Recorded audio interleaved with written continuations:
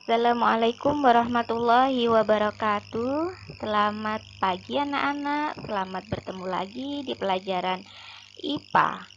Nah, kali ini kita akan membahas tentang suhu dan perubahannya. Suhu selalu dibicarakan dalam kehidupan sehari-hari. Pada bab ini, kalian akan mempelajari tentang suhu, bagaimana pengukurannya, dan serta akibat perubahannya. Apakah suhu itu sama dengan panas? Tentu jawabannya tidak, karena panas adalah salah satu bentuk energi yang mengalir, sedangkan suhu adalah derajat atau tingkat energi panas suatu benda. Kalian sudah mengetahui bahwa suhu dan panas itu berbeda. Sekarang, bagaimana mengetahui suhu benda? Apakah tangan kita atau indera perasa kita ini bisa digunakan sebagai alat ukur suhu yang tepat? Apabila kalian memasukkan tangan kalian ke dalam air panas, maka tangan kalian itu akan merasakan panas. Dan apabila kalian masukkan tangan kalian ke dalam air dingin, maka kalian akan merasakan dingin. Nah, indera perasa atau tangan kita ini memang dapat merasakan tingkat panas atau dinginnya suatu benda. Tetapi indera perasa atau tangan kita ini bukan merupakan alat ukur suhu yang tepat. Karena tangan hanya dapat menghasilkan ukuran suhu secara kualitatif, tidak bisa digunakan sebagai acuan. Suhu harus diukur secara kuantitatif, dan alat ukur suhu yang tepat itu adalah termometer. Alat ukur suhu yang tepat yaitu termometer, di mana termometer itu ada beberapa jenisnya. Yang pertama, termometer zat cair. Termometer zat cair yang pertama itu ada termometer laboratorium, yang kedua ada termometer suhu badan.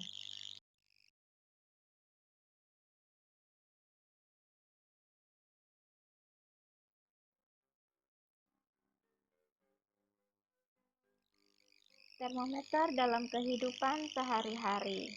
Yang pertama itu ada termometer klinis. Nah, ini mungkin yang sering kalian jumpai kalau kalian sakit, pergi ke dokter, kemudian diperiksa menggunakan termometer.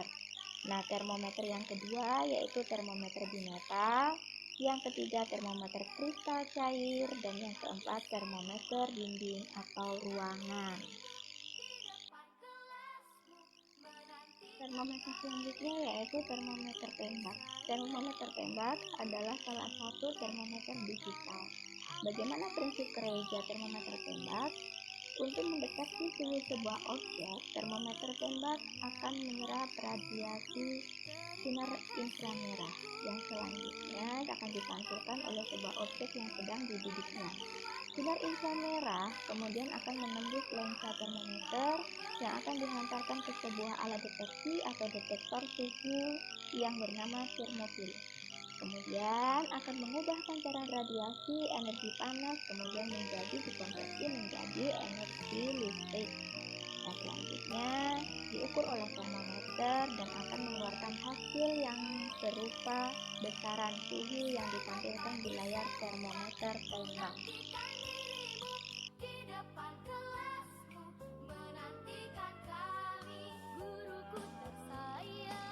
Berapa suhu tubuh manusia sehat? Tentu kamu akan menjawab 37 derajat Celcius. Huruf C kependekan dari Celsius, salah satu contoh satuan suhu atau skala suhu. Saat ini dikenal beberapa skala suhu, misalnya Celsius, Fahrenheit, Reaumur, dan Kelvin. Bagaimana membuat skala suhu pada termometer?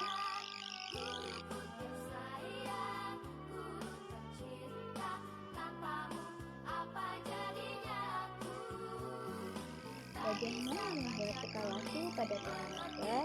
Untuk membuat skala suhu pada termometer, langkah yang harus dilakukan adalah dengan menentukan titik tetap atas dan titik tetap bawah pada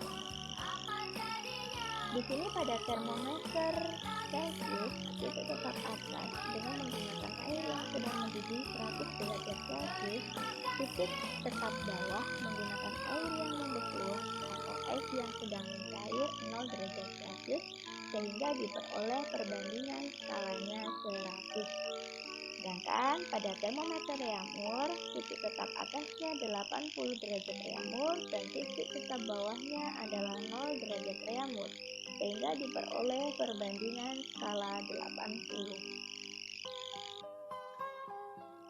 Pada termometer Fahrenheit, titik tetap atas menggunakan air mendidih pada 212 derajat Fahrenheit, titik tetap bawahnya 0 derajat Fahrenheit sehingga diperoleh perbandingan skalanya 180.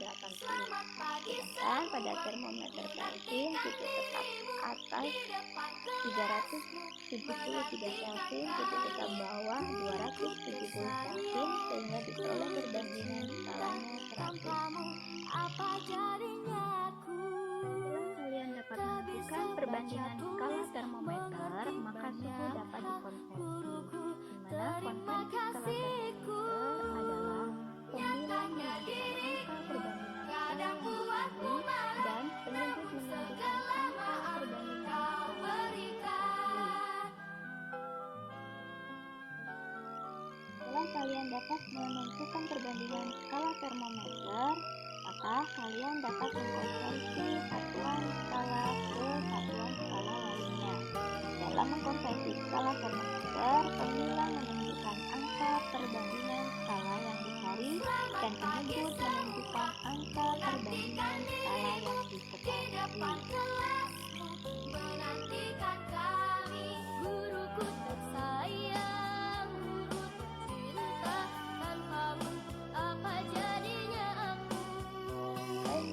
Pada benda jika berubah, salah satu perubahan yang terjadi pada benda adalah ukuran benda itu berubah. Jika suhu benda naik, secara umum ukuran benda bertambah. Peristiwa ini disebut penurunan.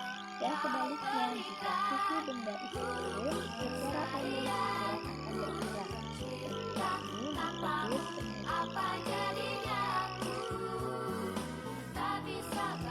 Pada umumnya, benda atau zat padat akan memuai atau memendam benda di mana dan itu bisa diinginkan. Pemuaian dan penyusutan itu terjadi pada semua bagian benda, yaitu panjang, lebar, dan tebal benda tersebut. Jika benda padat dipanaskan, suhunya akan naik. Pada suhu yang tinggi, atom dan molekul penyusun logam tersebut akan berputar lebih cepat dari biasanya, sehingga logam tersebut akan memuai ke segala arah. Sebagaimana zat padat, zat cair juga memuai jika dipanaskan. Bahkan, pemuaian zat cair relatif lebih mudah atau lebih cepat teramati dibandingkan dengan pemuaian zat padat. Gas juga memuai jika dipanaskan. Sifat pemuaian gas harus diperhatikan dalam kehidupan sehari-hari. Misalnya, ketika memompa ban sepeda jangan terlalu keras, seharusnya sesuai dengan ukuran. Pagiku cerah, matahari bersinar, ku gendong tas merahku di Para perancang bangunan, jembatan, dan kereta api, jalan raya harus memperhatikan sifat pemuaian dan penyusutan dalam arah perubahan suhu. Jembatan umumnya dibuat dari besi baja yang saling disambungkan satu dengan yang lainnya. Itu agar sambungan besi baja tidak melebar karena memuai akibat terik panas matahari atau menyusut di malam hari. Besi baja tidak boleh dipasang lalu diangkat satu dengan yang lainnya. Harus ada rongga yang cukup di antara sambungan.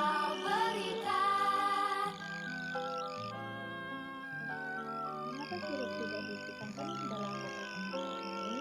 Karena sirup merupakan